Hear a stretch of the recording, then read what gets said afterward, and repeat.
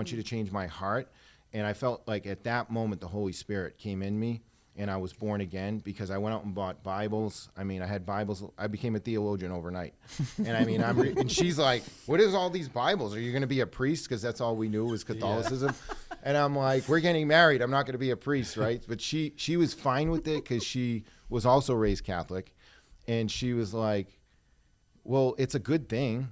But like she was still going out to the club and drinking. And I'm like, when I tell you overnight transformation, like complete turnaround. I mean, I'm wearing suits, going to probation and like going to men's conferences and Bible studies and teaching the Bible, like just radical transformation overnight that everybody saw. So that ties into the whole court case, which we won't go into all the specifics today, but I basically lived a life where I was serving God every day. And my wife wasn't. She was just, coming along for the ride. And I was volunteering at the Catholic Church. They had me teaching Bible study. I mean, I was teaching 70 and 80-year-old Catholic women the Bible because nobody had ever taught them. And they loved it. And it was cool. So I was given a lot of responsibilities over the church. I was on the parish pastoral council and things like that. 24 years old. Everybody there is like white hair. If you've been in the Catholic Church, like it's white-haired older women. And here's this 20-year-old Bobby, like, I'm on fire for Jesus. Let's do this, right?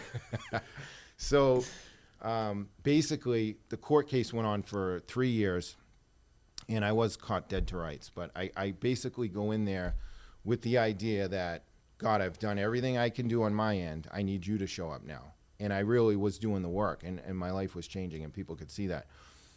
But I go in there expecting to make a plea deal. I know how this works. I've been through it before, and I had a great attorney, which he's an amazing man. That's a whole nother story that God brought him into my life. It was a hired attorney. We look at the DA, and he's telling him, this kid's turned his life around. He starts telling him all the things. And the DA says, well, I have this specific, I don't know what you would call it, but it's something they worked out with the judge before only 3 times, where they would do a pretrial probation with specific people that were turning their life around when it involved drugs. So, and that's a whole other thing. I was on heroin, any drug you can think of I've done, overdosed, was dead, raised from the dead, by the paramedics. So there was a lot of things in there that I didn't get to as part of my testimony. But he tells the DA, this kid's really turned his life around. What can we work out? And the DA's like, well, I can't make any promises, but we have this little thing, this pretrial probation that may be an opportunity. I'll present it to the judge, but he has to plead guilty today. And I'm like, well, that's not a plea deal. That's not what I was expecting, right? I'm getting married. I want to make a deal. And you're like, this is what we're going to do. And so there was no guarantee. It was just like, I'll recommend it, but he has to plead guilty today. So this is where my faith really got solidified, where I had to really trust God with my life. And it's the foundation for everything he's done after that, because he showed up and he's increased my faith out of that place.